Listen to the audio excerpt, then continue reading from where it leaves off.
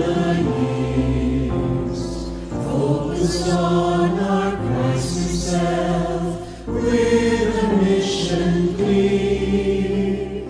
We will be the salt and light, all the kingdom keys. As tomorrow stands unknown, this shall be our theme. To be the church, what meant us to be. This royal priesthood, this earthly family. To worship Him well, learn from His word, care for each other, make Jesus Lord, follow His teaching, serve in His name, sharing with others, carry His flame. To be a church, God meant us to be.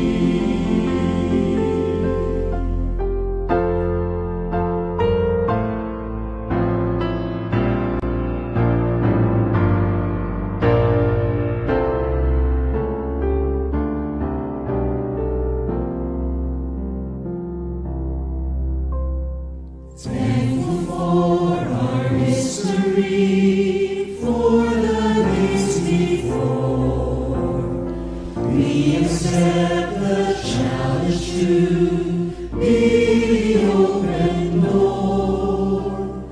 We will move on hand in hand as His Spirit leads. Always seek our Father's will, meet our brother's needs.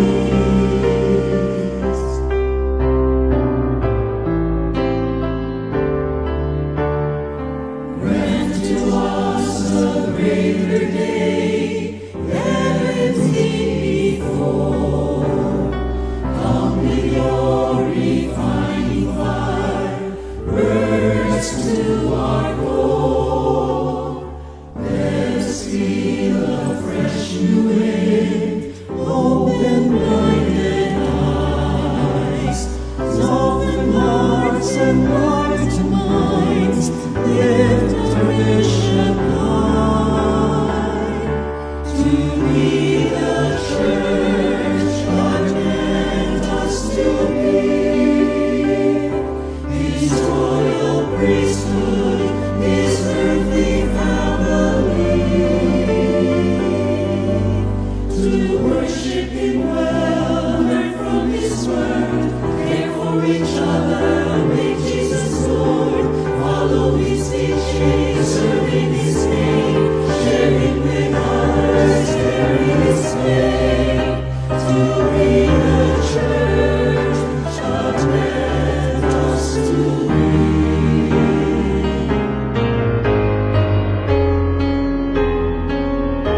To be the church, God meant us to be. His royal priesthood, His earthly holy angels, worship Him well, and His following His word, care for each other, make Jesus Lord, follow His teaching, serve in His name, sharing with others, carry His flame. To be the church, the living church, God meant us to be.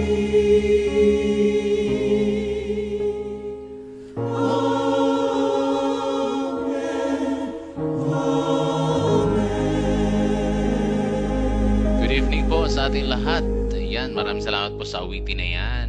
The Church God meant to us to be. Alright, so salamat sa napakagandang awitin po. And good evening po sa ating lahat, sa lahat po ng manunood po ngayon ng ating program. Ayan, hindi po tayo nakisabay doon po sa teleserye para wala po tayong kalaban. And purihin po ang ating Panginoon dahil tonight ay binigyan po tayo ng Panginoon ng pagkakataon na makapag-live muli. Maraming salamat po sa patuloy na ah, inyong paggabay sa program po natin, God's Kingdom Family. We are live and napakabuti po ng ating Panginoon. And just to give you an update sa ating ministry, sa ating gawain ng God's Kingdom Family, we're able to visit a isa pong may sakit at dito po sa Greenwoods, Cainta or Pasig. And ito din po ang ating magiging ito ang ating magiging Kingdom Hub, alright? So magkakaroon tayo ng Kingdom Hub dito every Saturday sa tahanan po na ito, dito sa Greenwoods, Pasig. And salamat sa Panginoon dahil yun po, ito'y magiging una na Kingdom Hub o na small group na pinagkatiwala ng ating Panginoon. So that's gonna be Saturday. Kung ikaw ay nandito lang sa malapit sa Greenwood, so dito sa Pasig, you're welcome to join us this coming Saturday, 3 o'clock. Alright? So you can contact me. Pwede nyo po akong i-contact. Pwede nyo po akong i-message. And salamat sa ating Panginoon. So tayo po'y dumako na, no? Para sa atin pong introduction, ano po ba ang God's Kingdom Family? So, ang God's Kingdom Family po ay ito po ay isang pangitain na ibinigay po ng ating Panginoon sa atin 10 years ago. At sa pamamagitan ng kanyang salita, we study the Word of God from Genesis to Revelation. At ibinigay po ito ng ating Panginoon sa atin, itong pangitain na ito, that God really has a plan for His people. From the time that God created man, nandun na po ang layunin at plano ng atin pong Panginoon. So, we are God's Kingdom Family, pamilya po ng Diyos dito po sa lupa, sapagkat yun po ang kanyang disenyo. That's His design.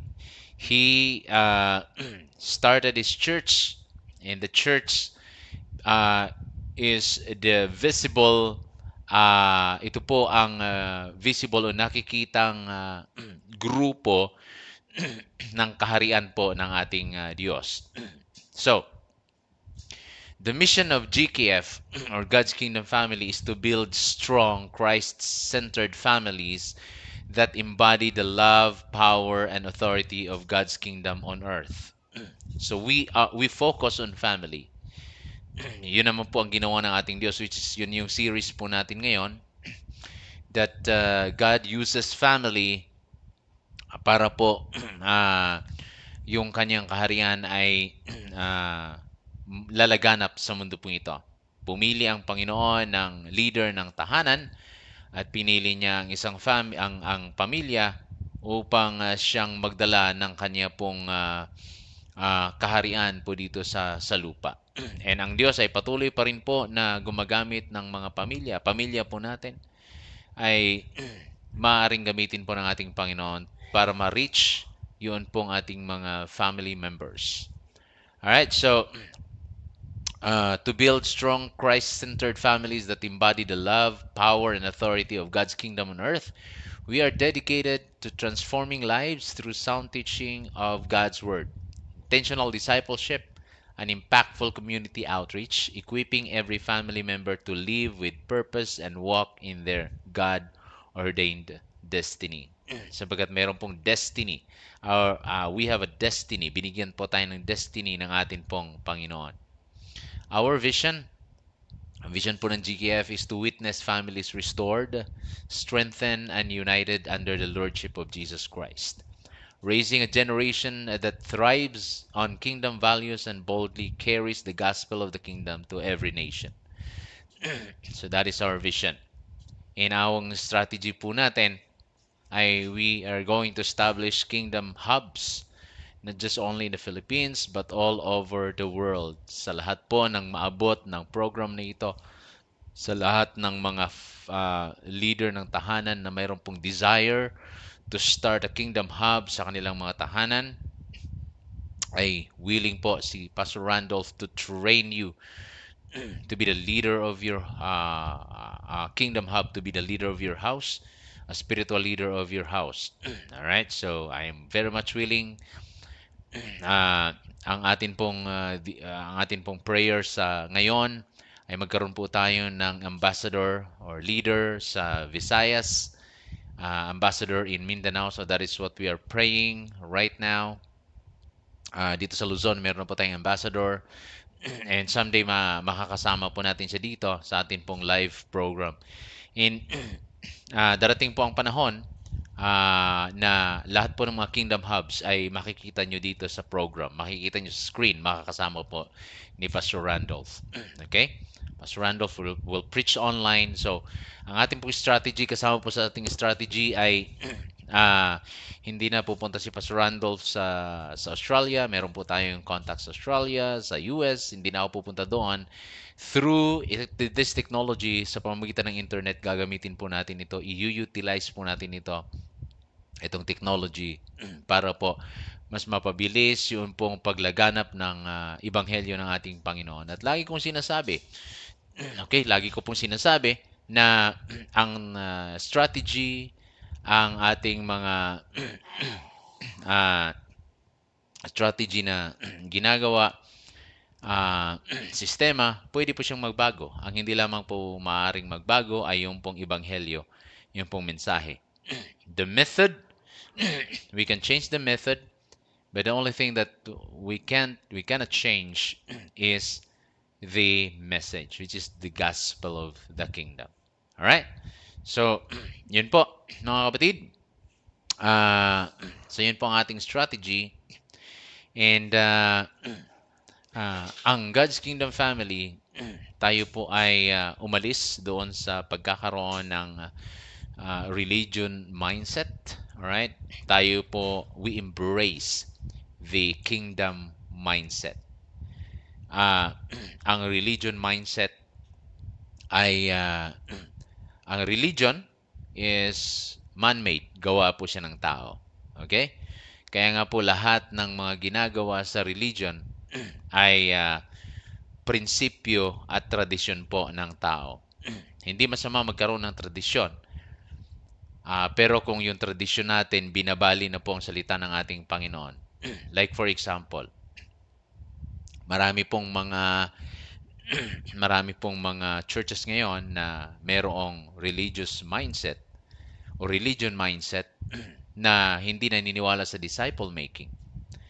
Kasi ang kanilang focus ay soul winning lang. Pero hindi po 'yan. Even the word itself, even the word itself ay wala po sa Biblia. Ano ang nasa Biblia? Ang nasa Biblia po, ang sabi ni Kristo mismo, go and make disciples. So si Jesus, nung siya nandito sa lupa, simple lang ang kanyang ginawa. Sinimplihan niya lang, paano niya patakbuhin ang kanyang iglesia, ang kanyang church dito po sa lupa. Simple lang ang kanyang ginawa. Una, pumili lamang po siya ng 12 doon sa kanyang mga alagad, doon sa kanyang mga followers. Pumili siya ng mga 12 and he formed them as a small group, at yung small group po, triname niya. At nung triname niya po ang small group na yon, ay nung sila po ay tunay na lumago, ay hinayaan sila ng Panginoon na gumawa din ng small group. That is in Acts chapter 2. So yung mga alagad, gumawa din sila ng small group, house to house. They broke bread in their homes.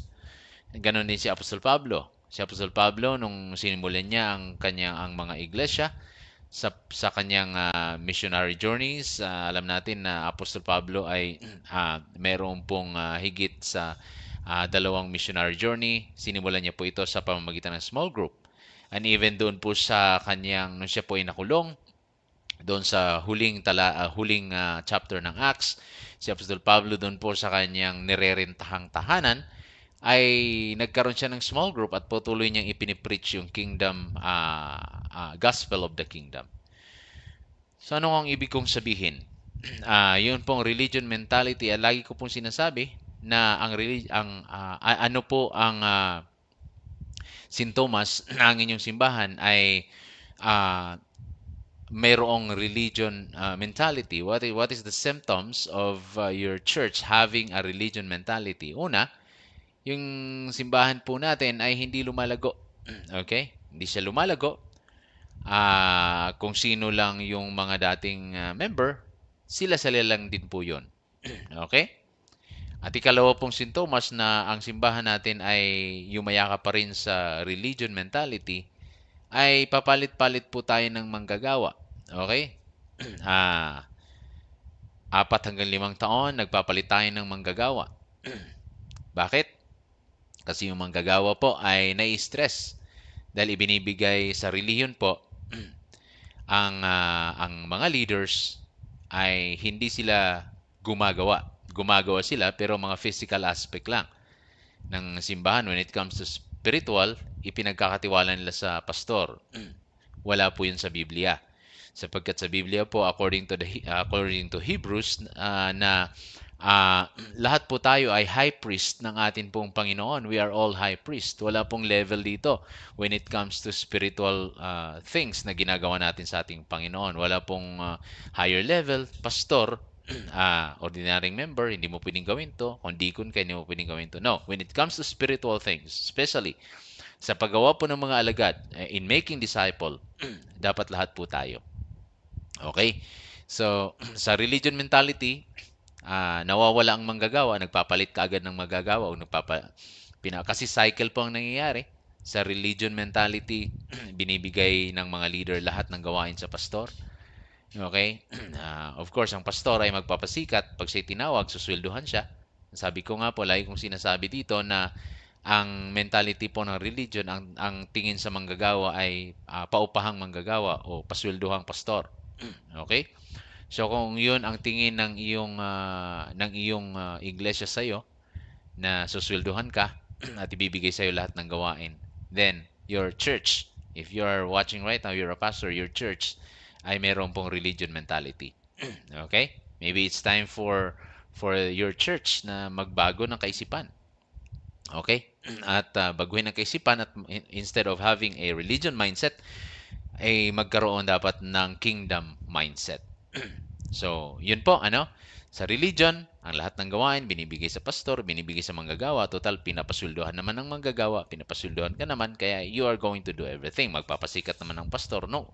Pag-una, pero kalauna na po, mapapagod ng pastor at may stress na dahil alam niya na sa kanya na lahat. Kaya ang gawain ng pastor later on, maging mekos-mekos na lang. Okay? Minsan din na quality because he is doing everything in the church.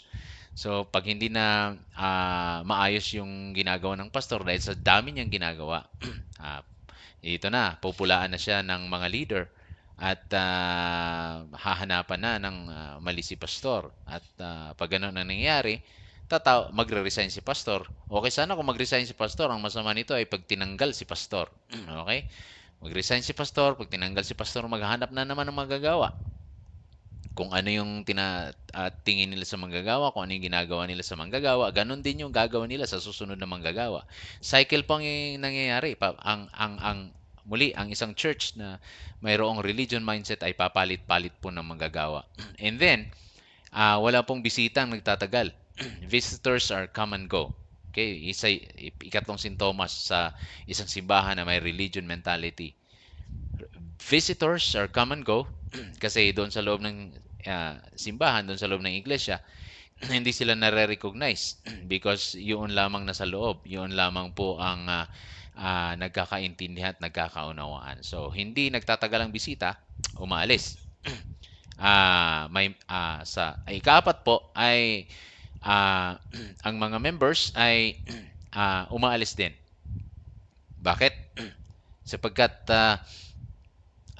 nadi-discourage because lalong-lalo na pag ikaw ay bagong member, nadi-discourage sa buhay ng mga leaders. Kasi yung ang mga leaders sa religion, sa isang iglesia na may religion mentality, ito yung mga leader na sarado po ang isip. Okay? Sarado ang isip sapagkat yung kanilang isipan, yung kanilang mindset, ay tinatawag po natin itong fixed mindset. So there are two kinds of mindset, na fixed mindset at saka yung bukas ang isipan mo sa pagbabago. So yung religion mentality leaders ay sarado ang kanilang isipan sapagkat sila ay naninindig at naniniwala na kung ano yung tinuro sa kanila nung una pa nilang manggagawa, yun yung ginagawa nila. Okay, sana kung yung tinuro ng kanilang manggagawa ay talagang umaayon doon sa katuruan ng ating Panginoon, umaayon doon sa mga prinsipyo ng Biblia. Minsan tradisyon lang din po ang ginagawa. Ulitin ko, I'm not against tradition, but if your tradition in the church ay binabali na po ang salita ng ating Panginoon, at mas kung yung tradisyon na yun ay mas makapangyarihan pa kaysa salita ng ating Panginoon, yun po ang magiging masama. Okay? So, yun po. Maraming salamat po muli sa lahat ng nanonood po sa atin at sa mga makakapanood pa. So, ngayon, tayo po ay dumako sa atin pong pinag-aaralan sa atin pong series. Ano? So, noong pong nakaraan, ang ating pong topic is all about God's kingdom, God's original design, why He created man. So noong nakaraan po, my last message, my last teaching is napag-aralan po natin na tumawag ang ating Panginoon ng mga kingdom, o tumawag ang ating Panginoon ng pamilya. Okay? Tumawag po siya ng pamilya. At ang unang family nga po, ang unang small group na tinawag ng atin pong Panginoon ay ang pamilya po ni Adan at saka ni Eva. So,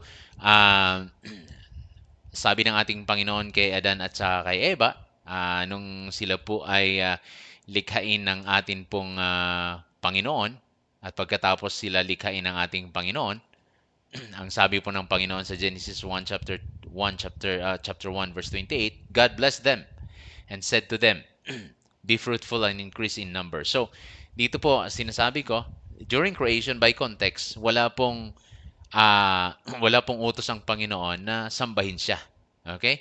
Hindi po sinabi dito sa Genesis chapter 1 verse 28, God blessed them and then God said, worship me. Wala pong ganong sinabi. Ang command, the first command that God has given to Adam and Eve is be fruitful and increase in number. Magpakarami kayo, okay? At magpakarami kayo. Fill the earth. Punuin nyo ang buong mundo and subdue it. So, yan yung command ng Diyos po dito kay Adam at saka kay Eve. Rule over the fish in the sea and the birds in the sky and over every living creature. So, the first small group, the first family, which is ito po yung first small group, okay?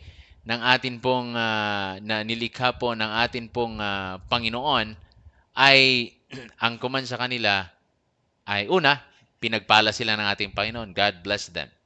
God bless them with everything. Okay? Lahat, hindi sila nagtatrabaho sa kanilang kakainin. Nandun na lang ang kanilang pagkain. It was provided by Yahweh. And the Lord blessed them with everything.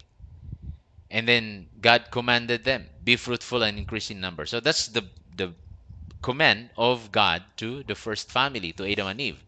Again, this family is the first small group with a covenant na create po ng Diyos. At ang trabaho po ng first family ni Adam at saka ni Eve ay dapat magparami sila, ipadamihin po nila yung image of God. And then fill the earth. Kailangan lang punuin ang buong mundo, subdue, and then rule.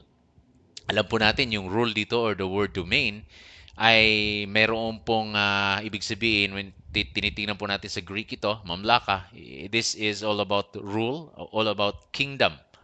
Okay? Because the invisible kingdom of God in heaven, dinala niya, gumawa siya ng mundo, at para magkaroon ng extension ng kanyang invisible kingdom dito sa kanyang nilikhang mundo.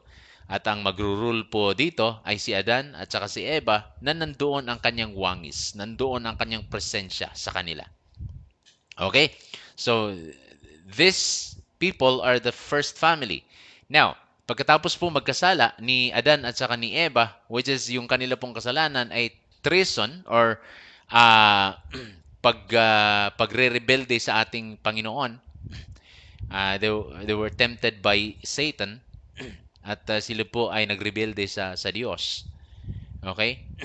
Sila po ay talagang sumalansang sa Diyos. Pagkatapos po magkasala ng tao, hindi po natapos ang Diyos sa kanila. Meron pong pangako ang Panginoon, okay, na God prophesied na siya po ay pupunta sa mundo at si Satanas ay kanyang i-destroy. And yan po ang katauhan ng ating Panginoong Kristo nung siya po'y pumunta dito sa lupa. Christ destroy the power of Satan over all our sins. And then, of course, namatay si Adan at saka si Eva. And then, ang Diyos ay hindi natapos sa kanyang plano doon sa drama na kanyang ginawa. Doon sa kanyang layunin, doon sa kanyang plano. Pinili niya ngayon si Noah, which is yun yung topic natin nung nakaraan. Pinili niya si Noah at saka ang kanyang family.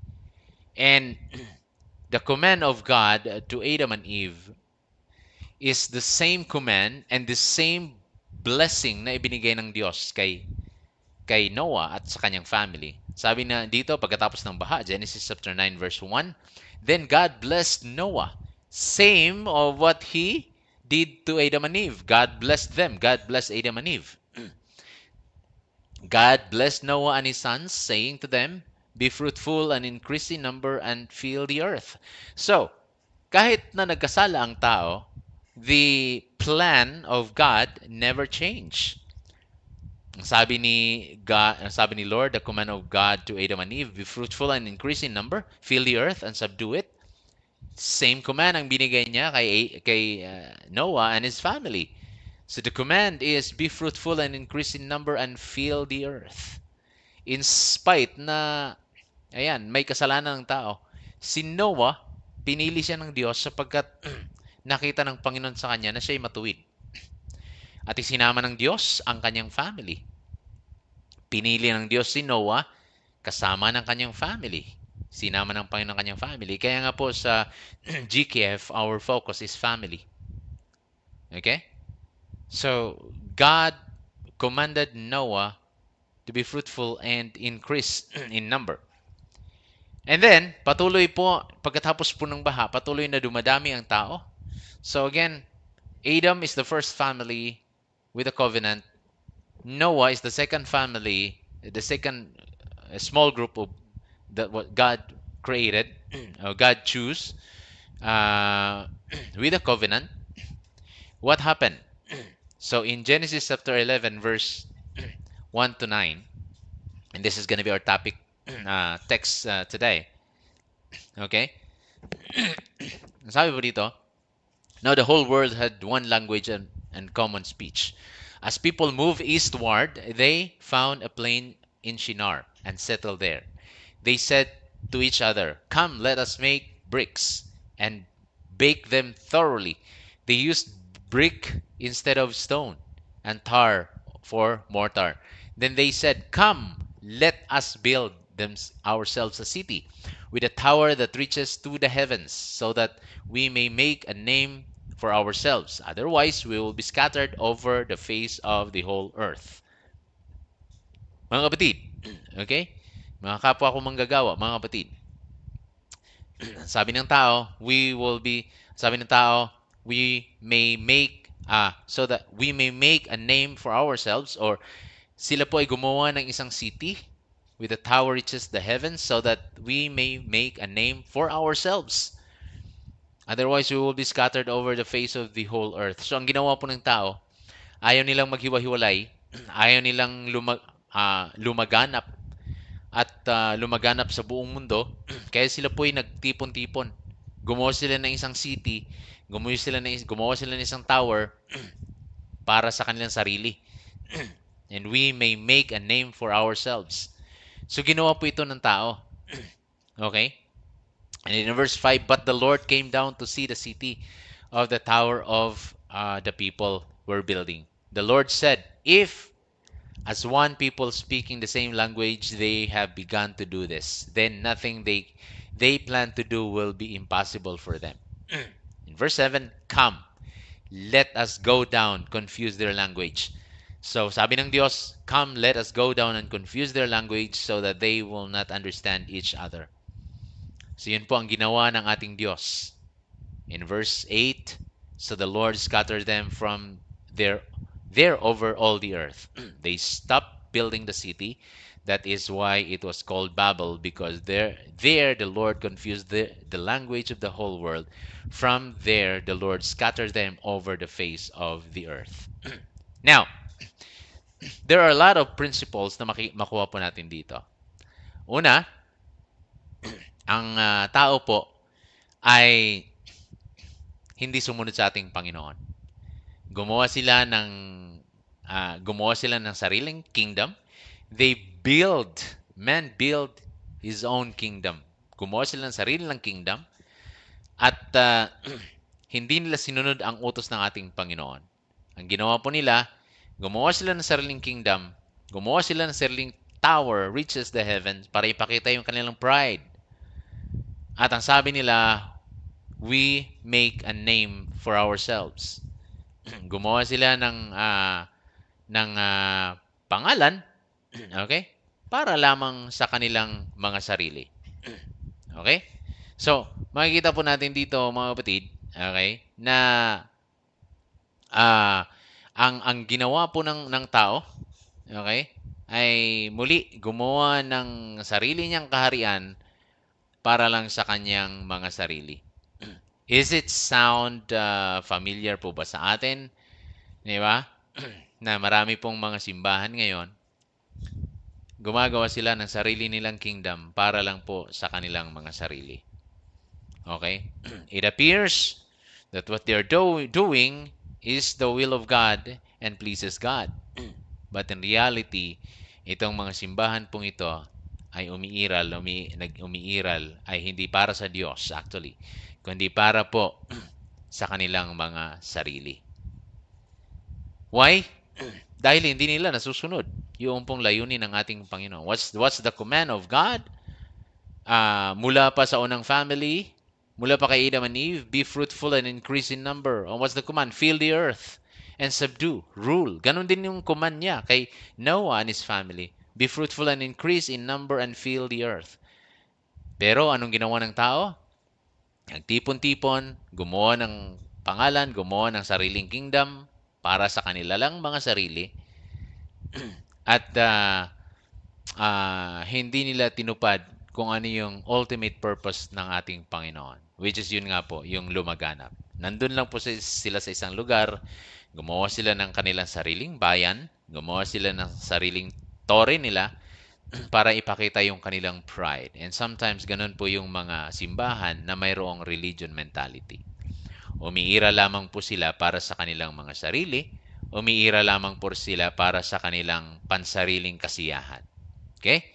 Marami pong mga ministry at mga gawain na ginagawa po ng mga simbahan ngayon na mayroong religion mentality na ang akala po ng marami ay para sa kapurihan ng ating Panginoon. Pero hindi po pala. Lumilikha ng mga ministry ng mga gawain para lamang i-please yung kanilang mga sarili. Para lamang they are gonna be feel good. Magkaroon sila ng they will feel good about themselves of having this ministry. Kapag ang isang gawain ay para lamang sa sarili, ang gawain pong ito ay hindi po nakakapag-bless, hindi rin po ito lumalago, okay? Hindi rin po ito nakakapagdala ng mga kaluluwa, hindi din po ito kumbaga, ang nasasatisfy lamang po ay ang sarili. Kagaya po ng mga tao dito sa Tower of Babel. They themselves ay sinasatisfy lamang po nila yung kanilang mga sarili para po sila ay sumikat, para po sila ay magkaroon ng pangalan. They build their own kingdom. Kaya po ang ating Diyos ay gumawa ng paraan ng Diyos para hindi ito magtagumpay. Kaya ang sabi ng Panginoon, let us go down. Hindi ito dapat. Ang dapat masunod po ay kung ano yung kalooban ng atin pong Diyos para sa kanyang mga nilikha. Again, ang kalooban ng ating Diyos ay dapat dumami, be fruitful, and increase in number and fill the earth. Kailangan punuin ang buong mundo. Hindi lamang doon sa isang lugar, doon lamang sa simbahan, doon sa 4 na sulok ng ating building, doon lamang po tayo. Hindi yon. Command ng Panginoon is dumami, punuin ang buong mundo. To rule over, domain. Sabi ng Panginoon, let us go down and confuse their language. So they will not understand each other. In verse 8, so the Lord scattered them from there over all the earth. So God did what, kung ano yung kanyang unang plano. Pinagpatuloy po ng ating Diyos. Ito yung tinatawag natin na the first diaspora. Nagkalat po ang tao muli sa buong mundo. Because yun yung kalooban ng ating Panginoon. Okay? They stopped building the city. That is why it was called Babel.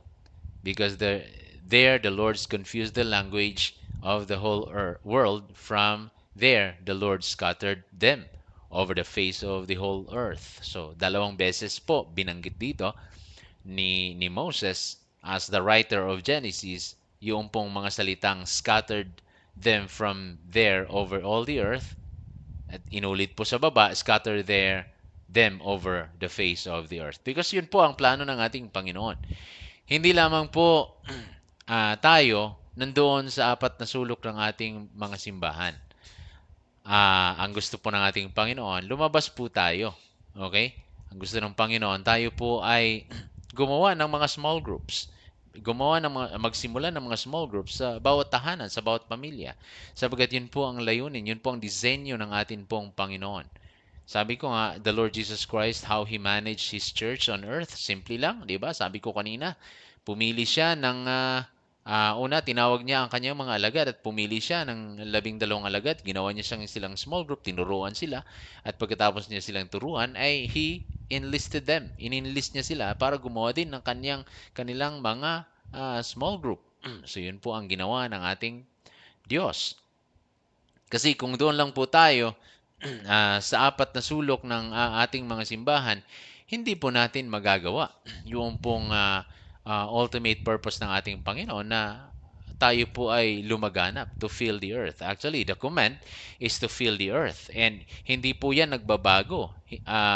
Hindi po yan nagbago hanggang sa dumating ang ating Panginoong Jesucristo.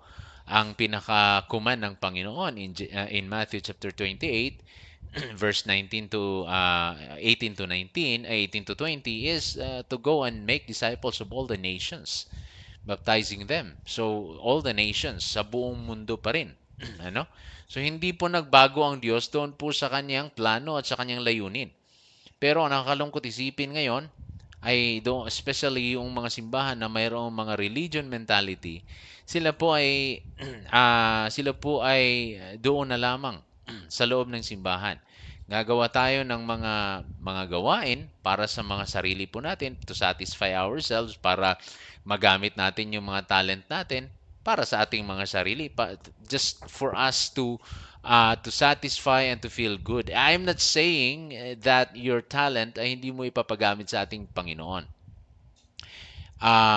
Goods po yan, ano? Goods po yan, lalong-lalo na kung yung talent mo papagamit mo sa Panginoon to bring people to the Lord, okay? Goods po yan. Pero kung doon ka na lamang sa talento mo, doon ka na lamang sa gift mo, at ayaw mo nang gawin yun pong pinapagawa ng ating Panginoon. Like for example, ang talent mo ay tumugtog ng mga instrumento o kumanta, at sasabihin mo, ito yung gift ko at dito na ako maglilingkod sa ating Panginoon. Ito na yung gagamitin ko hanggang mamatay ako. No. Because the first command of God, of Jesus Christ, is to go and make disciples. Okay? Kung ipagpapalit mo ang paggawa ng disipulo ng mga alagad o to make disciples dyan sa talento mo at ayaw mong gawin yung pinakautos ng ating Diyos, ng ating Panginoong Jesucristo, ng ating Hari, dyan po tayo nagkakaproblema. Dahil ang ating Panginoong Jesucristo, nung nandito siya sa lupa, sabi ko, simple lang, di ba? Pumili siya ng alagad, nagtayo siya ng small group. How He manages church on earth? Pumili siya ng alagad, nagtayo siya ng church. Wala siyang choir, wala siyang music team. Okay, wala siyang prayer meeting. Okay? Sapagkat yung kanyang prayer meeting nandun sa kanyang small group. Alright, wala siyang kung ano-ano pa. Di ba? Well, in fact, Jesus Christ doesn't have any building. Yung kanyang building na pinagtitipunan nila ng kanyang small group ay borrowed. Yung upper room ay hiram po yun. So, makikita natin that Jesus Christ is really simple lang. Ang tanong, naging successful ba ang ating Panginoon sa kanyang strategy? Yes, of course. Kung hindi siya naging successful, hindi tayo magkaroon ng ganitong pananampalataya ngayon at hindi nakaabot sa atin. Kasi yan nga, ang layunin ng Panginoon, even from His creation, nung lalangin niya ang tao, is yung really, ang layunin niya ay tayo po ay talagang lumaganap sa buong mundo. Now, spiritually, sa panahon po natin ngayon, bilang nandito yung kaharian ng Diyos sa lupa, ang atin pong ipapalaganap ay yung kanyang ebanghelyo ng kanyang kaharian. Mananakop dapat po tayo. Tayo yung mananakop. Ang atin pong sandata ay yung ebanghelyo ng kaharian. Yung pong mga nakatanikala sa kasalanan at nasa kaharian ni Satanas ay dapat i-rescue natin sila upang madala po natin sila sa kingdom ng ating Panginoon. So kung ano man ang estado natin, ano man ang trabaho natin, estudyante man tayo, mayroon man tayong mga negosyo, mga business, gagamitin natin ito in our advantage para sa kingdom ng ating Panginoon. Kaya saludo po ako doon po sa mga mananampalataya na ginagamit po nila yung kanilang posisyon para maipalaganap yung kingdom, agenda of God, the gospel of the kingdom. Saludo po ako doon. Yung mga negosyante na ginagamit nila yung kanilang business para makakilala yun pong mga hindi pa nakakilala sa ating Panginoon, ginagamit po nila. Saludo po ako sa mga yon. Kayo po ay talagang tunay na ginanap nyo at ginampanan nyo po yung pong utos ng Panginoon mula pa sa Genesis to subdue, to rule the earth using, sa panahon natin ngayon, the gospel of the kingdom. Alright? So, yun po, mga kapatid, ang atin pong pinag-aralan po ngayon. And again, we talk about man build his own kingdom. Genesis chapter 11 verses 1 to 9 na hindi pumayag ang Diyos na masira yung kanyang plano, masira yung kanyang layunin. So he destroyed the plan of man sa pamamagitan ng pag-confuse sa kanila, pagbigay sa kanila ng mga lingwahe, yung mga magkasama, magkaparehan ng lingwahe, nagsama-sama hanggang sa sila po, they scattered over all the earth. Kasi yun ang plano ng atin pong Panginoon. Again, in our application, as a church, okay, as a family of God, as a kingdom, a church that belongs to God's kingdom, if our church ay hindi po tayo gumaganap noong pinakalayunin ng ating Panginoon, then yung pagkatawag sa atin are defeated. Defeated po yung purpose ng Diyos sa buhay po natin as a church. So, ano po ang dapat dito? Umalis na tayo doon sa pagkakaroon po ng religion mentality, because religion mentality is self-centered, nakafocus lamang po sa sarili. At simula po nating yakapin ang kingdom mentality. Kingdom mentality is centered on the Lord Jesus Christ and the King, because the King influenced the kingdom. So, if your church, kung ang iglesia niyo po ay merong kingdom mentality, selfless po ang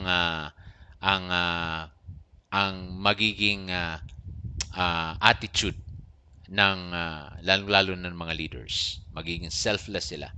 Sapagkat ang focus ng kingdom ay to please the king, not to please themselves, not to please ourselves, but to please the king.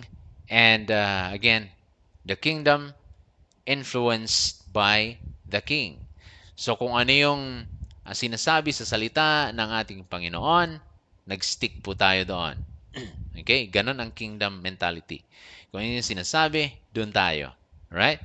And having a kingdom mentality, a church that is having a kingdom mentality, ito yung iglesia na talagang lumalago.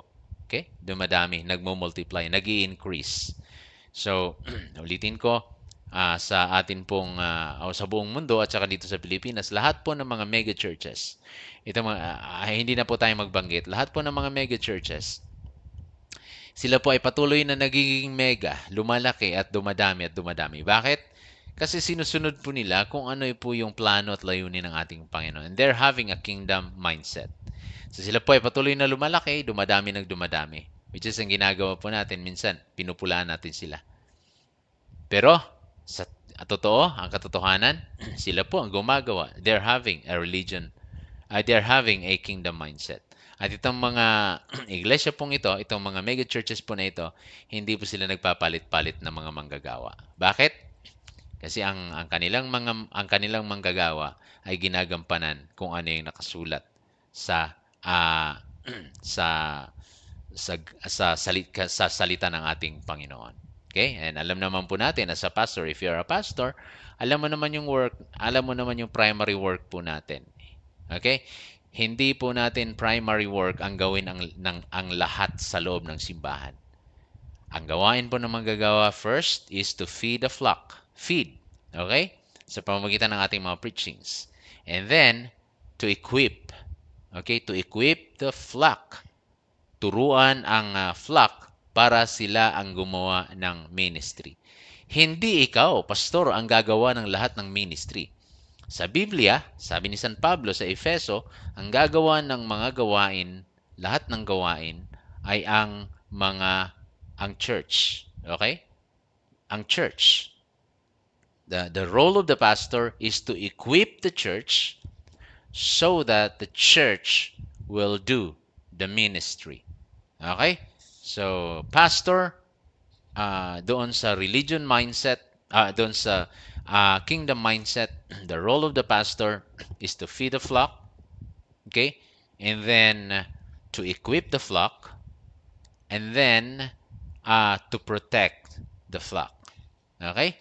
To equip, to feed, train, equip, and then protect the flock, and then allow the flock, empower the flock, empower them to serve, empower them to start the small group or the kingdom hub.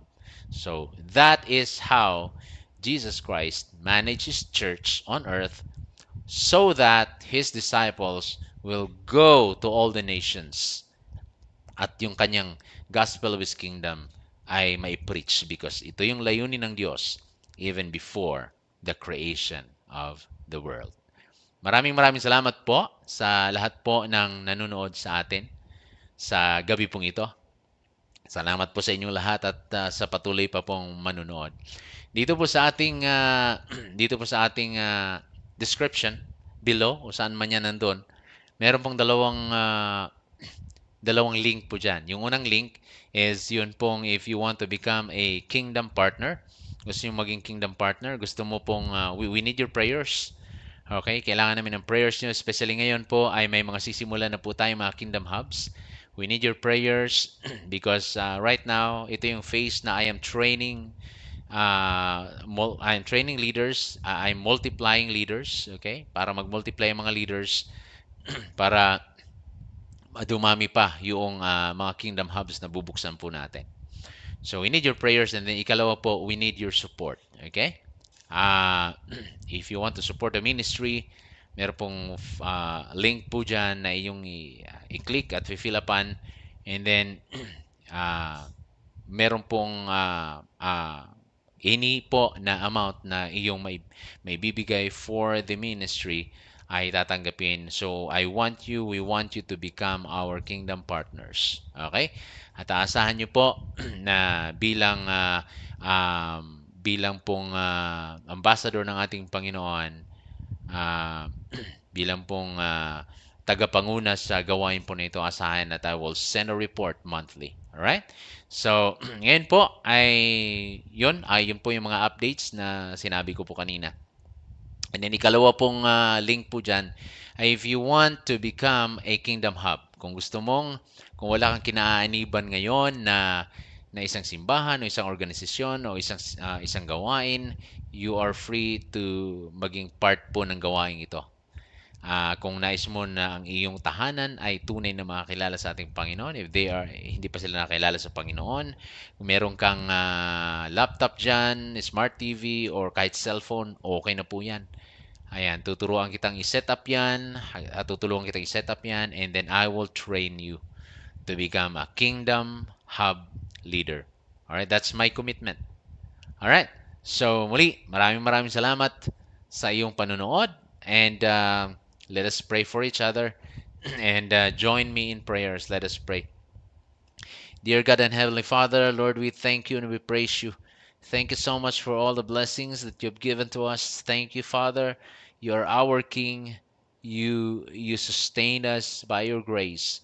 Thank you, and I pray, Father, if meron man na nanonood po nito na hindi pa nakakilala sa inyo bilang hari, hipuin nyo ang kanyang puso sa pamamagitan ng banal na Espiritu na siya'y tunay na makakilala sa inyo, magsisi sa kanyang kasalanan upang makilala niya kayo, Panginoon, bilang kanyang sariling tagapagligtas at Panginoon at hari ng kanyang buhay.